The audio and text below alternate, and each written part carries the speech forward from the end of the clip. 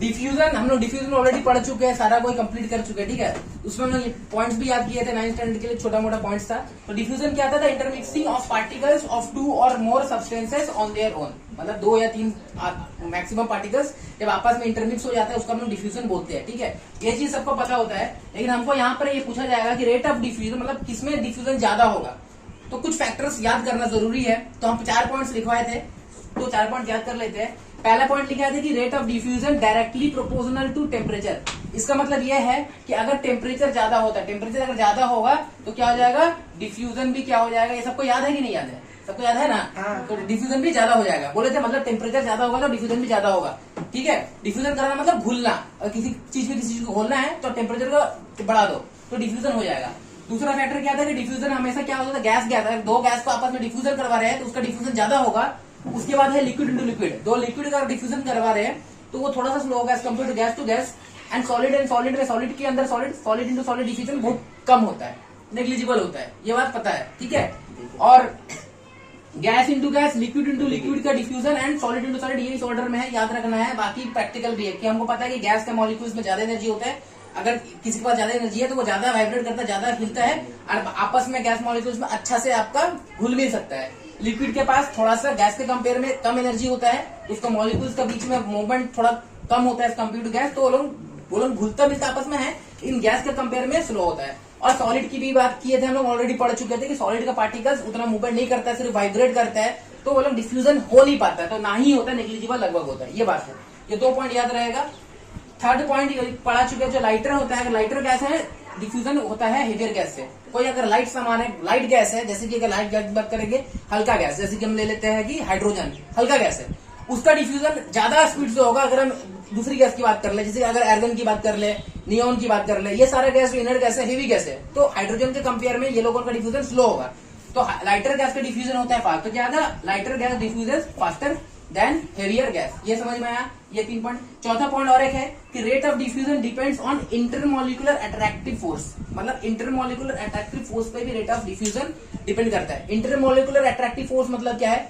एक दूसरे मॉलिक्यूल आपस में कितना क्लोज है। अब हमको पता है कि सॉलिड का मॉलिक्यूल्स क्या होता है? बहुत ज्यादा क्लोज होता है आपस में, तो किसी और के साथ मिलने नहीं देगा वो मॉलिक्यूल को, मतलब डिफ्यूज होने नहीं देगा। यानी कि जिस स्टेट का, यानी कि सॉलिड की बात करेंगे, सॉलिड के मॉलिक्यूल के आपस में इंटरमोलिकुलर अट्रैक्शन फोर्स क्या होता है? बहुत ज्यादा होता है, यानी डिफ्यूजन उसका कम होगा। तो वही बात लिखा हुआ है कि इंटरमोलिकुलर फोर्स, अट्रैक्टिव फोर्स जिसका अंदर में ज्यादा होगा वो डिफ्यूजन कम शो करेगा, सीधा बात है। तो ये 4 पॉइंट है डिफ्यूजन में, ये डिफ्यूजन के इतना ही कुछ याद रखना है, ठीक है। अब हम लोग इसको थोड़ा सा फील करते हैं। ये रेट ऑफ डिफ्यूजन का पहला फैक्टर है कि टेम्परेचर को अगर हम बढ़ाते हैं तो डिफ्यूजन बढ़ता है। हमें याद रखना, टेम्परेचर बढ़ाते हैं तो डिफ्यूजन बढ़ता है। तो चलो इसको क्या करते हैं? फील करते हैं। फील करने के लिए मेरे को चाहिए 2 जन को आओ इधर, दोनों से फील करवाते हैं, आओ। तो देखो ये मेरे पास ये ग्लास पकड़ो, देखो एक ग्लास पकड़ो, कैसा है? ठंडा की गर्म है? ठंडा है ना। एक जन इधर आओ, तुम पकड़ो, ये ग्लास पकड़ो, और ये पानी थोड़ा गर्म है, ठीक है, इसको डाल देते ना, गर्म है थोड़ा, बच के लग ना जाए। कैसा लग रहा है ग्लास? गर्म लग रहा है ना? गर्म है ना? ठंडा लग रहा है? गर्म लग रहा है, यानी ये ठंडा मतलब टेम्परेचर कम है ना? गर्म है मतलब टेम्परेचर ज्यादा, ये समझ में आ रहा है, ठीक है। अब डिफ्यूजन करते हैं तो देखो कुछ कलर, तो ये देखो ये हम डाल रहे हैं। डिफ्यूजन मतलब क्या है? इंटरमिक्सिंग ऑफ मॉलिक्यूल, बोले है ना, क्या है? Intermixing of molecule. ये एक सब्सटेंस है, एक लिक्विड है, ये एक लिक्विड है, दोनों सामने आओ, इधर आओ, दोनों दिखाओ, ठीक है। दोनों में कंपटीशन लगेगा किसका जल्दी कलर हो जाता है, ठीक है। ध्यान देते हैं, ये ठंडा है, देखो इसमें डाल रहे हैं, देखो इसमें डाल रहे हैं, 1 2 डाल दिए, और इधर डाल रहे हैं, देखो किसमें जल्दी घुल रहा है। सामने लाओ, देखो जूम करो, सामने आओ, देखो किसका कलर जल्दी ब्लू हो जा रहा है, देखो कौन जीत रहा है, देखते हैं किसका जल्दी घुल रहा है, कौन सा जल्दी घुल रहा है? हॉट गरम। देखो ये वाला जल्दी कलरफुल हो गया पूरा, ये हुआ। अच्छे से दिखाओ, ऐसा करके पकड़ के दिखाओ, पकड़ो अच्छे से, ऊपर से दिखाओ, हाँ देखो इसका अभी भी नीचे में गया नहीं है, इसका देखो पूरा कलर हो रहा है, ठीक है। देखो तुम क्या पकड़ा है? ठंडा है ना, टेम्परेचर कम है, कोल्ड है। तुम क्या है? हॉट पकड़ा है, टेम्परेचर ज्यादा है। अब इन दोनों में क्या हो रहा है? डिफ्यूजन हो रहा है ना, कलर पूरा मिल रहा है ना, उसी को बोलते हैं ना इंटरमिक्सिंग हो रहा है। देखो इंटरमिक्सिंग ही हो रहा है ना, 2 और मोर मॉलिक्यूल, यहाँ पे 2 मॉलिक्यूल है, एक वाटर का मॉलिक्यूल है और ये जो ब्लू इंक का मॉलिक्यूल है, आपस में क्या हो रहा है? इंटरमिक्स हो रहा है ना, उसको डिफ्यूजन बोलते हैं, ठीक है।